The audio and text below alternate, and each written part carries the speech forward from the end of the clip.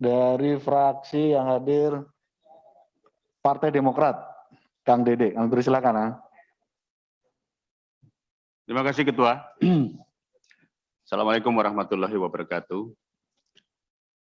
Yang saya hormati Mas Menteri, beserta Ibu Sekjen, salam kenal Bu Sekjen, saya Dede Yusuf Bu, baru ketemu sekarang, serta Bapak Ibu para Dirjen dan Eselon 1, pimpinan dan anggota Komisi 10.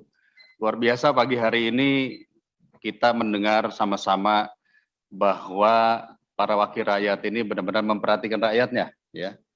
Jadi saya justru tidak ingin mengulang lagi, Mas Menteri.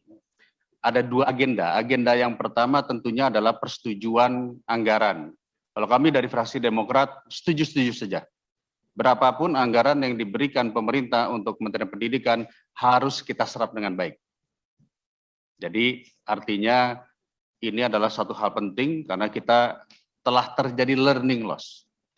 Nah, yang agenda kedua ini yang memang rasanya harus kita diskusikan. Saya sepakat dengan apa yang disampaikan tadi Mas Kadafi, yang bahwa prioritas agenda Pak Jokowi adalah SDM unggul. Nah, kalau berbicara SDM unggul, tentu kita harus berbicara targetnya adalah guru. Karena jujur sajalah, kita ini yang hadir di sini, duduk di sini adalah produk dari guru honorer.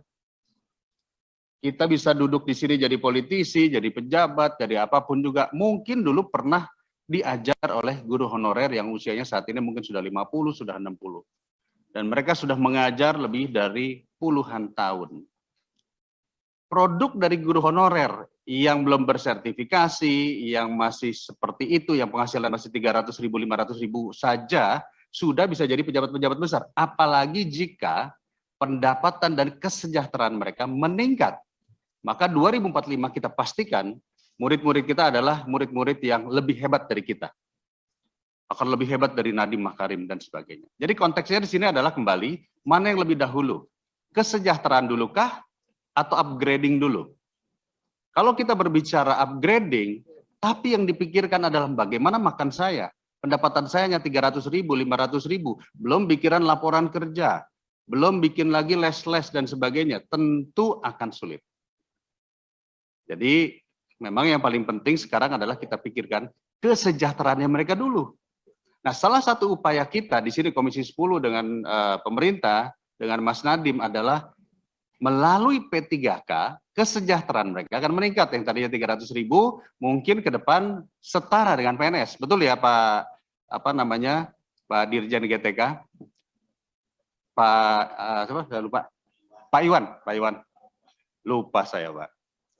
Mohon izin Pak Iwan. Karena WA saya jarang dibalas sama Pak Iwan.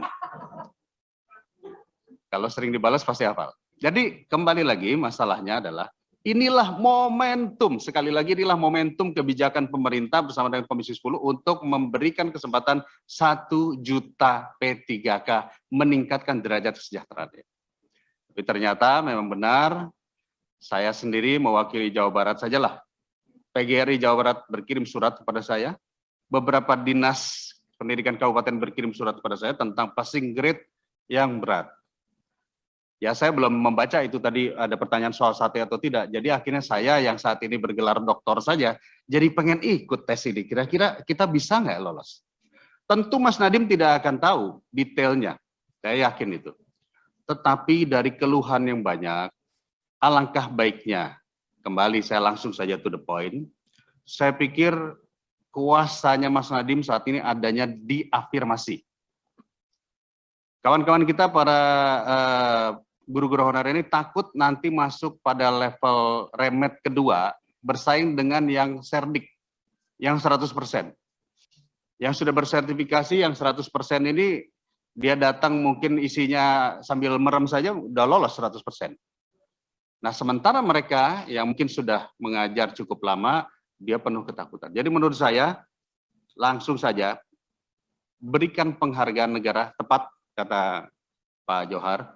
Yang kedua adalah afirmasi jangan hanya untuk mereka yang serdik 100% lalu yang usia 35 tahun ke atas. Karena ada yang usia 35 tahun ke atas, ngajar baru 2 tahun.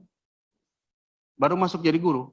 Jadi lama pengabdian. Saya mohon tolong Mas Nadiem, lama pengabdian ini dimasukkan. Kedua catatan penting adalah masalah linear. Dia guru SD tapi pendidikannya bukan guru SD. Dia pasti akan tumbang. Lalu kemudian sekolah-sekolah yang sekolah swasta atau sekolahnya tidak mengajukan, lalu dia nanti akan ditempatkan bukan di sekolahnya. Nah, ini juga catatan penting. Lalu yang paling penting adalah formasinya jangan segitu saja. Mohon formasinya bisa ditambah. Banyak guru seperti bahasa daerah yang mengeluhkan karena hanya masuk di formasi seni budaya. Jadi saya pikir Mas Nadiem, langsung saja fraksi Partai Demokrat meminta kepada Menteri Pendidikan untuk menambah slot afirmasi dengan melihat lama pengalaman mengajar. Itu dari kami, Pak Ketua. Terima kasih. Semoga hari ini Mas Nadiem diberikan sebuah berkah doa kita, rezekinya nambah, sehingga bisa menambahkan afirmasi buat guru-guru kita. Amin. Terima kasih. Assalamualaikum warahmatullahi wabarakatuh.